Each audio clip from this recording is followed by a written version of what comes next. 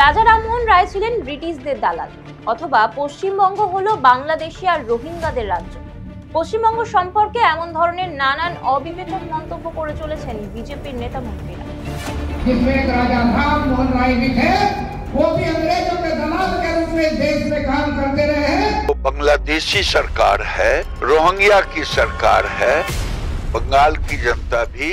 যে বাংলার মাটিতে নবজাগরণের আলো জ্বলে উঠেছিল, যে বাংলার সংস্কৃতি, সাহিত্য ও মানবিকতা আজও গোটা দেশকে পথ দেখায়, সেই বাংলাকেই বাংলাদেশি আর রোহিঙ্গাদের রাজ্য বলে অপমান করলেন কেন্দ্রীয় মন্ত্রী গিরিরাজ সিং।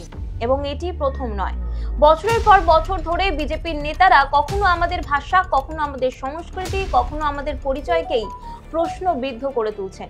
গিরিরাজ সিং বলেছেন, বাংলা হয়ে গেছে বাংলাদেশি ও রোহিঙ্গাদের রাজ্য। প্রশ্ন হলো, যে রাজ্যে 10 কোটিরও বেশি প্রকৃত ভারতীয় নাগরিক বসবাস করেন, যে রাজ্যে ভারতের স্বাধীনতা আন্দোলনের প্রাণকেন্দ্র, সেই বাংলাকে এমনভাবে অপমান করার সাহস ও যুক্তি কোথা থেকে পেলেন গিরিরাজ সিং? এটা শুধু সরকারের ওপর আক্রমণ নয়, এটা সরাসরি আমাদের বাঙালি পরিচয়ের ওপরে আঘাত করা। গিরিরাজ সিং এর এই মন্তব্য নিয়ে যখন রাজ্য রাজনীতি উত্তপ্ত, এরই মধ্যে আবার বেফাঁস মন্তব্য করে বসলেন আরেক বিজেপি নেতা। বাঙালি মনীষী, বাংলার নবজাগরণের দূত রাজা রামমোহন রায়কে সরাসরি ব্রিটিশদের দালাল বলে মন্তব্য করেছেন বিজেপি শাসিত মধ্যপ্রদেশের উচ্চ শিক্ষামন্ত্রী ইন্দর সিংহ পারমার। বিজেপি যে কতটা বাংলা বিদ্বেষী সেটা বারবার প্রমাণিত হচ্ছে তাদের এই কুমন্তব্যের মাধ্যমে। একাধিক বিজেপি নেতা বাংলায় এসে বলেন, হিন্দি না জানলে নাকি ইন্ডিয়ানই হওয়া যায় না। বাংলা ভাষাকে রিজিওনাল বলে তুচ্ছ করা হয়। বাঙালি পরিচয়কে বারবার কম গুরুত্বপূর্ণ দেখানোর চেষ্টাও করা হয়।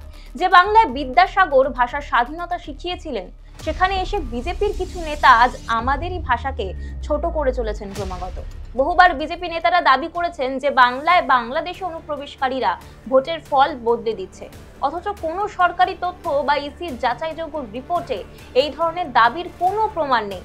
বাংলাকে বাংলাদেশ বানিয়ে দেখানো এই রাজনৈতিক কৌশল যে কতটা বিপজ্জনক, সেটা কি আদৌ তারা বোঝেন? বহুবার বিজেপির টপ লিডাররা পশ্চিমবঙ্গকে দাঙ্গা রাজ্য, গুন্ডা রাজ্য, এমনকি জঙ্গল রাজ নামেও আখ্যা দিয়েছেন, যেটা গোটা রাজ্যের মানুষের ওপর নেতিবাচক ছাপ ফেলছে। একটি রাজ্যকে লাগাতার নেতিবাচক ট্যাগ দিয়ে অপমান করা, এটি রাজনৈতিক কৌশল হলেও শেষ পর্যন্ত ক্ষতিগ্রস্ত হয় বাঙালিদের সম্মান। বাংলার মানুষই ক্ষুব্ধ, কারণ এই মন্তব্য শুধু একটি দলের বিরুদ্ধে নয়, বাঙালির অস্তিত্বের বিরুদ্ধে। আমাদের বাংলাকে অন্য দেশের সঙ্গে তুলনা করা, আমাদের চিন্তাধারাকে অ্যান্টি ন্যাশনাল বলে চালানো, এগুলো রাজনৈতিক অপমান নয়, এগুলি সাংস্কৃতিক অপমান।